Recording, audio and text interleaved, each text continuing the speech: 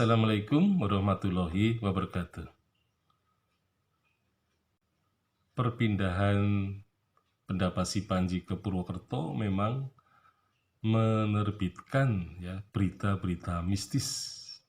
Jadi berita mistis yang paling santer adalah bahwa Benda Pasi Panji itu tidak mau dipindahkan ke Purwokerto.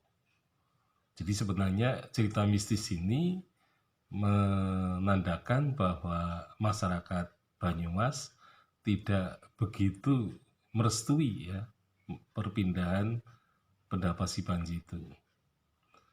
Nah, kemudian diperkuat lagi dengan cerita mistis bahwa Benda Pasi Panji ketika terjadi banjir besar Banyumas, yaitu pada tanggal 21 sampai 23 Februari 1861, ternyata pendopo itu tidak roboh, tidak hanyut dan tidak roboh.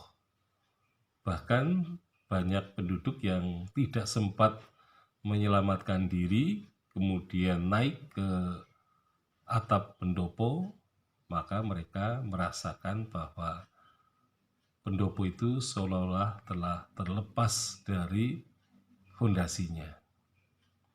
Tetapi ketika air banjir itu surut, ternyata bahwa pendopo itu tidak roboh, tetapi kemudian dirasakan bahwa tiang-tiangnya telah menempati posisi semula. Jadi memang cerita yang berkaitan dengan banjir besar itu cukup melegendakan dan memitoskan Benda Pasi Panji itu. Nah, jadi kalau dilihat dari waktunya, itu dari waktu ketika banjir sampai dengan ketika akan dipindah, jadi 1861 sampai 1937, maka terdapat selisih 76 tahun. Jadi mestinya selama 76 tahun bangunan itu tidak ada kerusakan apapun.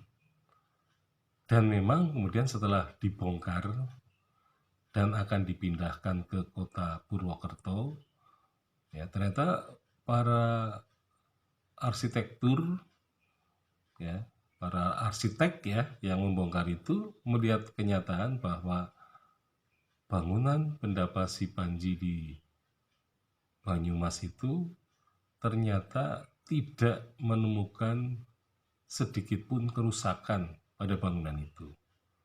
Jadi tidak ada bagian-bagian yang rusak, baik itu kecil maupun besar. Padahal 76 tahun yang lalu pernah mengalami banjir besar Jadi mestinya roboh tetapi tidak roboh. Nah, itulah yang kemudian masyarakat Banyumas sangat mencintai Benda Pasi Panji itu, sehingga kemudian membuat cerita mitos bahwa Benda Pasi Panji ini tidak mau dipindahkan ke Purwokerto. Nah, nanti akan membuat cerita baru lagi. Itu cerita baru yang menyatakan bahwa salah satu sakaguru Benda Pasi Panji itu tidak mau menyeberangi Sungai Serayu. Nah, inilah yang kemudian menjadi cerita turun-temurun yang sebenarnya merupakan cerita yang omong kosong.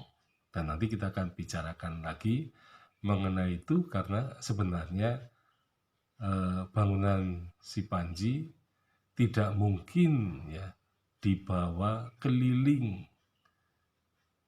dengan tidak menyeberangi Sungai Serayu. Nah, yang muncul menjadi pertanyaan, moda angkutan apa yang bisa dipakai untuk mengelilingkan satu sakaguru Benda Pasi Panji ini ke Purwokerto. Jadi suatu hal yang mustahil ya. Jadi itu hanya merupakan cerita, hanya pemanis bibir saja. Jadi hanya cerita dongeng saja, cerita mitos saja. Yang benar memang semua